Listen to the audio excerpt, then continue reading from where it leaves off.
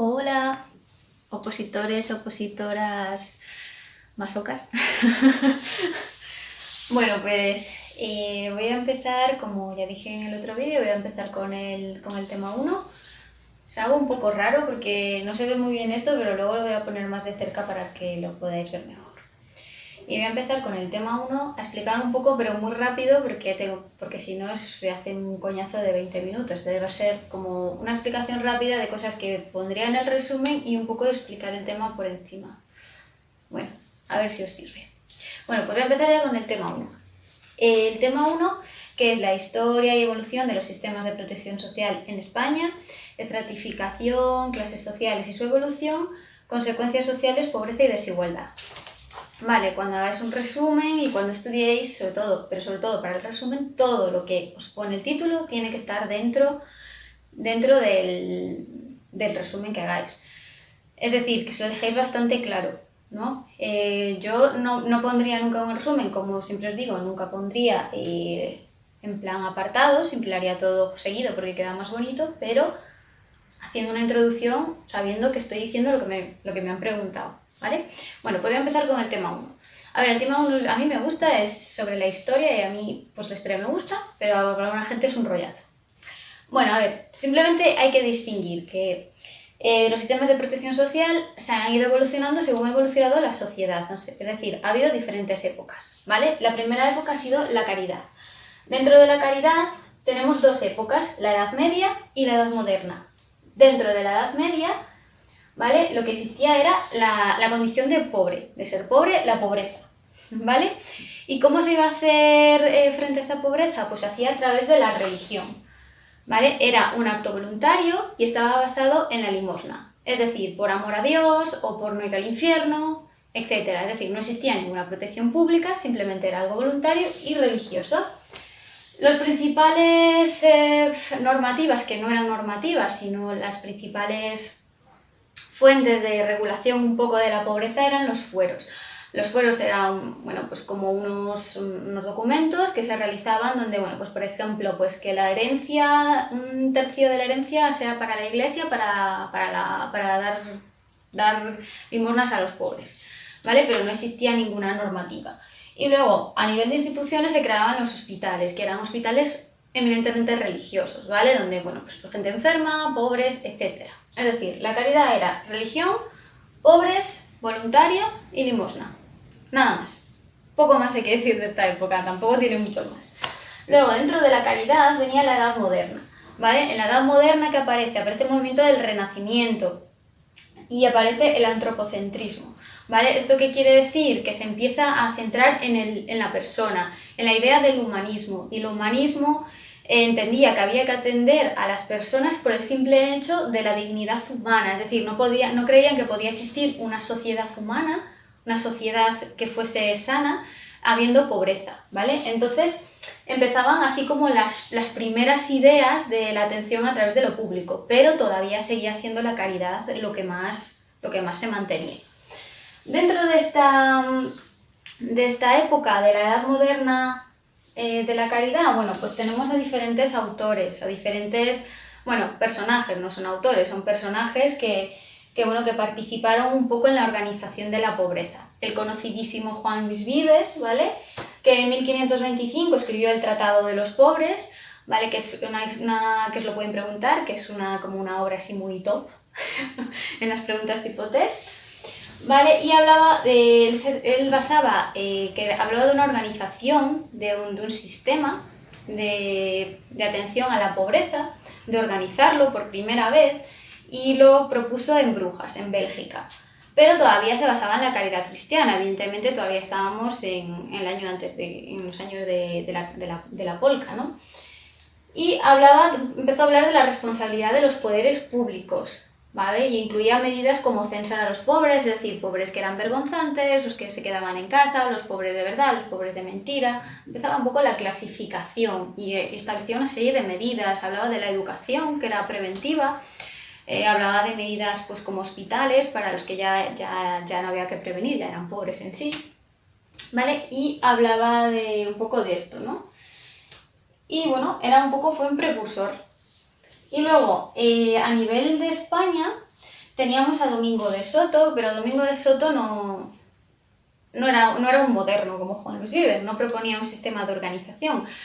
Él hablaba pues de lo mismo un poco, de la caridad, ¿no? Él no estaba de acuerdo en que habría que controlar a los pobres, no estaba de acuerdo en que fuese público, que tenía que ser por amor a Dios, que tenían que cumplir todas las cosas cristianas, vamos, que quería volver a la caridad de la Edad Media.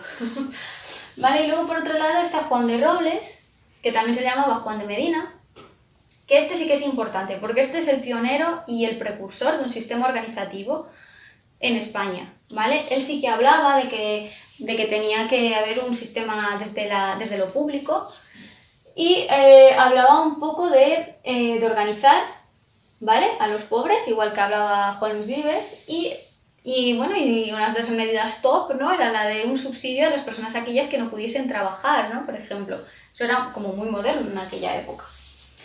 Y luego, dentro de la Edad Moderna, hablamos de diferentes medidas de control, como ya hemos dicho, de organizar, y destacamos a Carlos I, ¿vale? Carlos I creó la Real Carta y la Real Instrucción de 1540, y bueno, dentro de sus medidas incluía pues las cédulas de pedir, eso es decir, que para cuando eras pobre tenías que pedir un carnet de pobre para poder pedir, y te decían qué zonas podías pedir, y luego también empezaron a haber medidas en contra de los pobres, ¿no? Es decir, que si tú no tienes esa cédula de pedir, o si pides fuera del lugar donde te corresponde, pues entonces te vamos a echar del reino, o te vamos a echar de aquí, o las medidas que ellos estableciesen. Entonces, bueno, queda claro, caridad, primera la caridad en la Edad Media. Hablamos solamente de pobres, hablamos solo de religión, hablamos solo de caridad.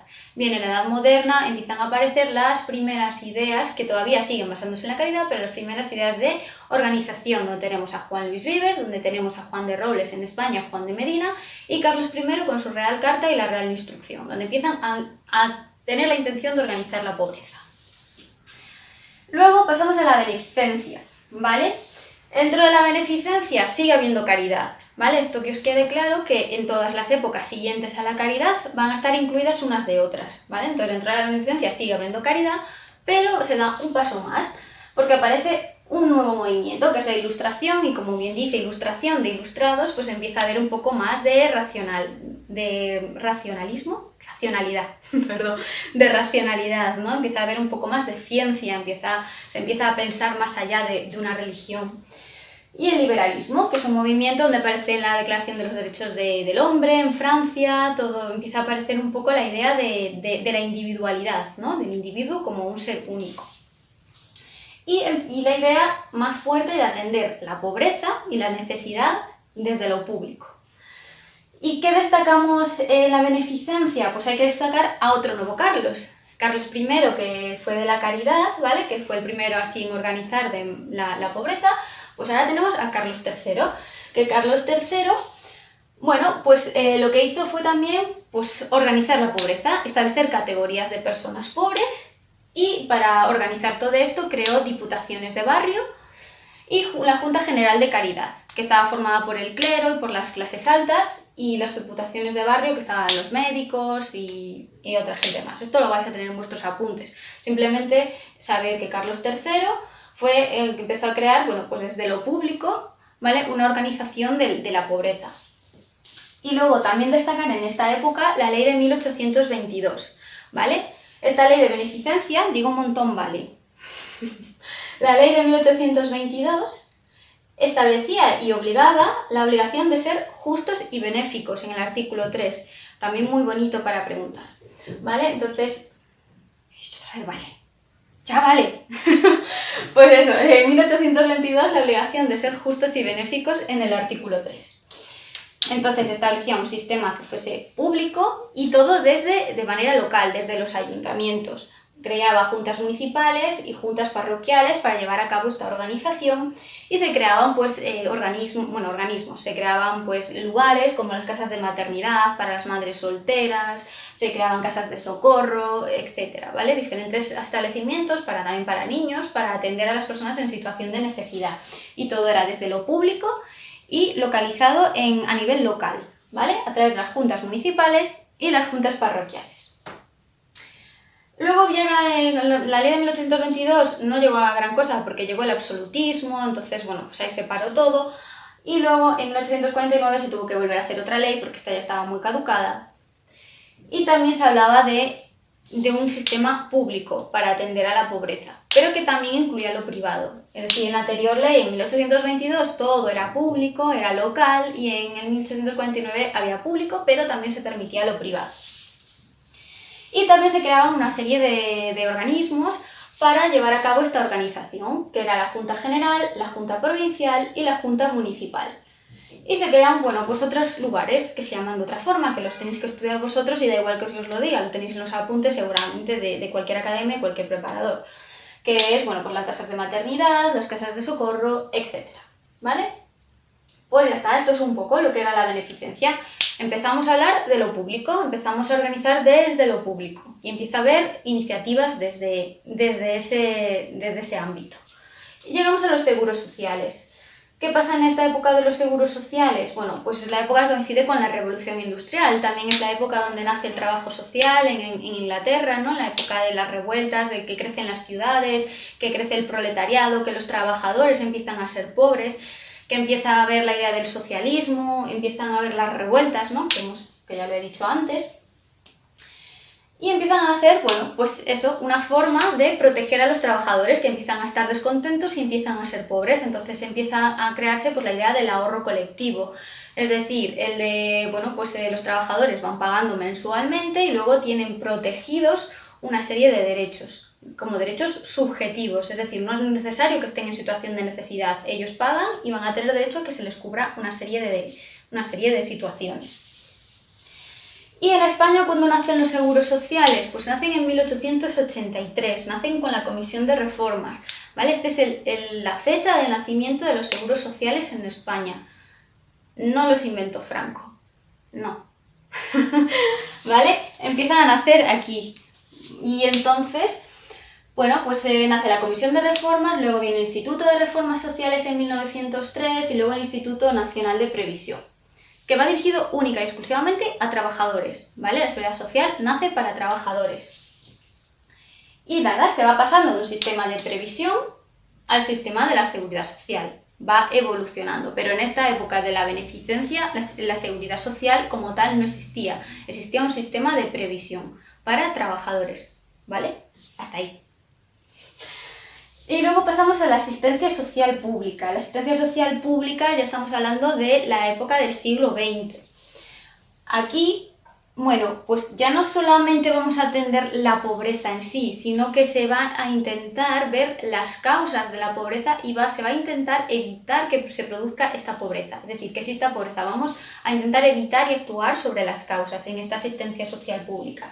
Y destacamos, bueno, pues en la época de la República, que surge la Constitución de 1931 y en el artículo 43, ¿vale? Se habla de prestar asistencia a enfermos, a mayores, etc., ¿vale? Entonces ya existe una Constitución, la Constitución española, en 1931 que habla de la obligación de prestar asistencia. Pero bueno, llega la Guerra Civil y bueno, durante la Guerra Civil pues se vuelve un poco a la beneficencia, se vuelve a lo de antes, se vuelve a basarse un poco en esa caridad, sí, desde lo público, pero ya la condición de pobreza. Y surge el auxilio social, ¿vale? Una de las tantas que el auxilio social, no sé si era de qué bando era exactamente, luego lo tenéis en vuestros apuntes, pero yo creo que era de la República, porque en Las chicas del cable sale el auxilio social en la última temporada. Así que, pues sí. Y bueno, la asistencia social, una vez que termina la Guerra Civil, me parece la dictadura franquista, pues empieza a desarrollar esa asistencia social que va unida a la beneficencia. Sigue existiendo la caridad de la Iglesia y los servicios sociales, ya sabéis que en España los servicios sociales empiezan un poco desde la Iglesia y todavía desde esa caridad y ese amor a Dios. Y nada, no surge esta asistencia social, va a ser complementaria a los seguros sociales que se van a seguir desarrollando. Y nacen, bueno, pues diferentes organismos como el Fondo Nacional de Asistencia Social, el Instituto Nacional de Asistencia Social, y aparecen prestaciones sobre todo para personas con discapacidad, que en aquella época le llamaban minusválidos, subnormales o nombres varios, y para personas mayores, sobre todo surgen para esos dos colectivos.